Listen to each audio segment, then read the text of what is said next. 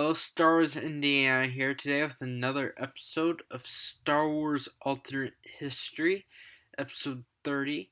And today's question is, what if the Muunilinst 10 killed General Grievous during the Battle of Hypori? So, basically, I'm going to go into a bunch of different things. I'm going to mention some battles. I'm not going to go any specifics really on many of the battles, because it would just get into too much detail about what could have happened. So if any of these battles are particularly interesting, suggest them down in the comments, and I can do a particular alternate history video on just what would have happened during the war if the victory in that battle or whatever had been swapped. So anyways, let's get to it. So for those of you that don't know, in the Clone Wars series in the early 2000s, the Muunilinst 10 were a group of clone troopers that came and saved some Jedi's, and encountered General Grievous on Hypori.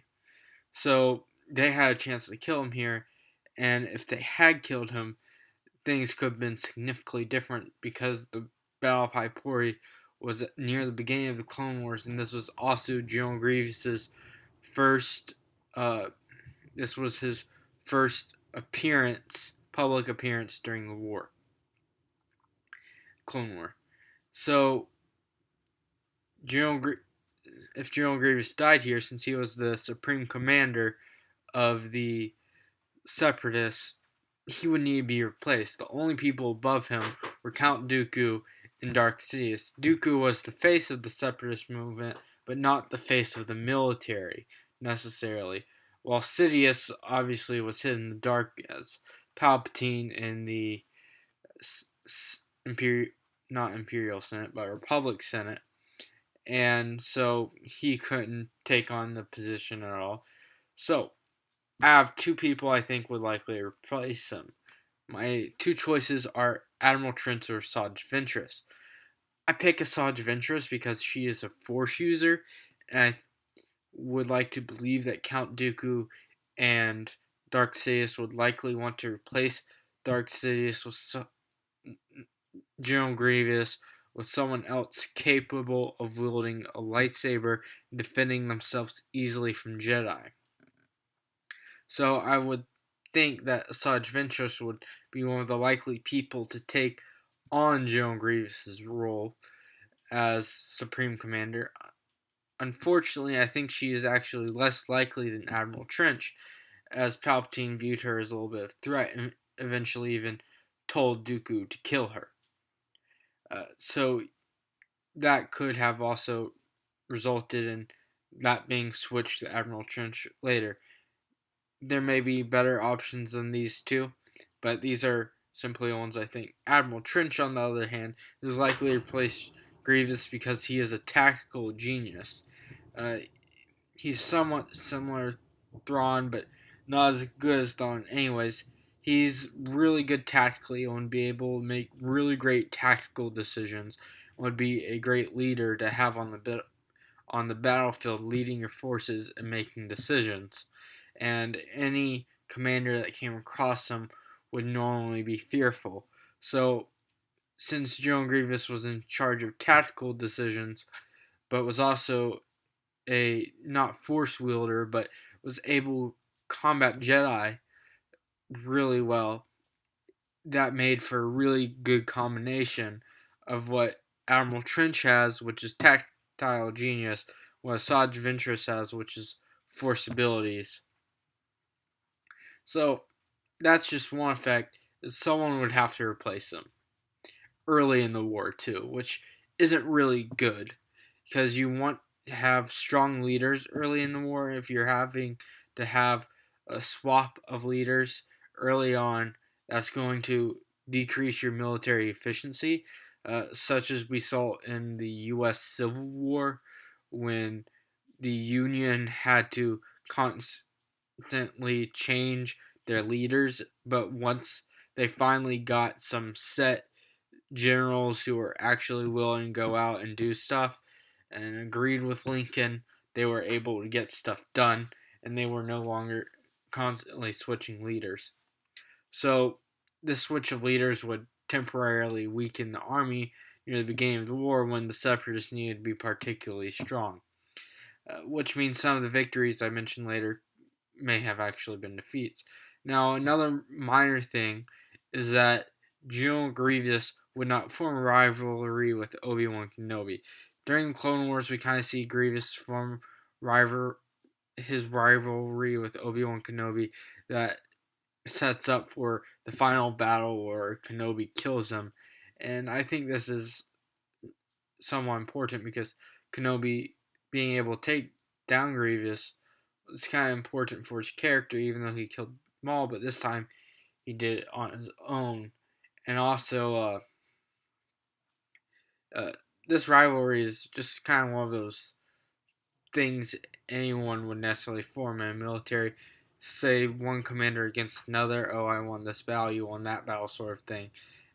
Although this was more one-on-one, it simply wouldn't form, and you would lose that unique aspect when watching the television show. If this were like actual history, I guess it wouldn't really matter, but when it comes to watching TV, it does.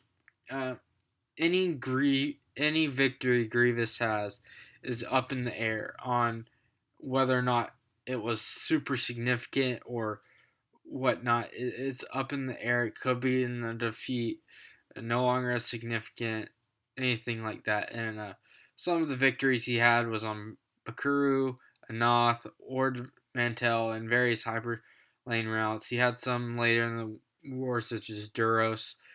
All of these could have changed in a blink of an eye because Grievous is dead, no longer able to command and make the decisions. And for all I know, one of Grievous's decisions could have been what caused this war, that battle in the war to go to the Separatist advantage. So again, any victory Grievous has is now up in the air.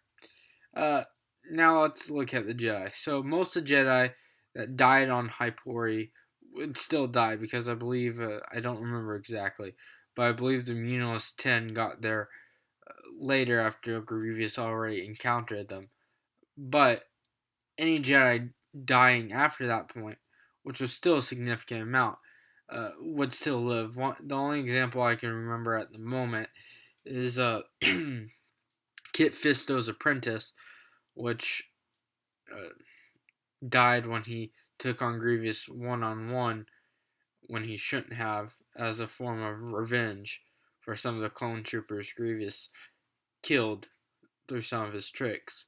So people in Jedi like that would still be alive or wouldn't have died as soon in the war. Now, this is kind of goes along with the battle thing, but the Malevolence may have survived longer under a different commander or may have been destroyed earlier. Again, this is up in the air, but the Malevolence was a significant ship early in the war that, if it survived longer, could have done significant damage, and I believe it is kind of. And Grievous was in direct control of this secret weapon, and his ability not to fully go after like Plo Koon and whatnot during that one of those last major battles with it really hampered his ability to use that more. So if he had been more effective making sure he got the stuff done, he likely could have still won and done more damage. And this is just kind of a fun thing that I found out. But General Grievous, 40, 50 years after the Clone Wars, around 25 ABY, was noticed to have started being worshipped by his people for his command style during the war and being such a malicious general. I forget the exact correct words. Anyways, he was worshipped by his people. If Grievous had died early in the war, he wouldn't have earned that respect that he earned for being a general throughout most of the war, and would have never been worshipped by his people. So, overall, some of the major things that would change is any victory that General Grievous has is up into the air. Someone would have to take his place as supreme leader or supreme general or whatever of the Confederacy's armies. And any Jedi he killed or anyone else he directly killed would still be alive or would survive for a longer period of time. So these are the things I think would change if General Grievous died when he encountered the Muunilinst 10 at the Battle of Hypori. If you think there's something different or something I didn't mention, go ahead, put in the comments. And if you have any suggestions for future episodes, you can also list that down in the comments. See you later. Star Wars Indiana signing out.